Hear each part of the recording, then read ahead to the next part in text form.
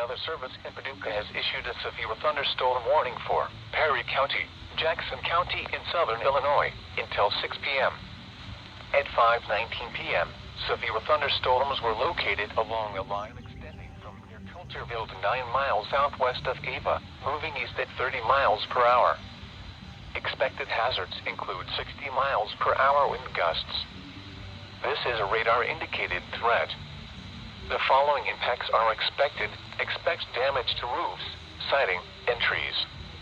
Locations impacted include Carbondale, Murfreesboro, DuQuoin, Pinckneyville, Elkville, Ava, Tamaroa, Willisville, Graham Tower, Cutler, Dowell, Campbell Hill, Vergennes, Gorham, and St. John's. For your protection, move to an interior room on the lowest floor of a building.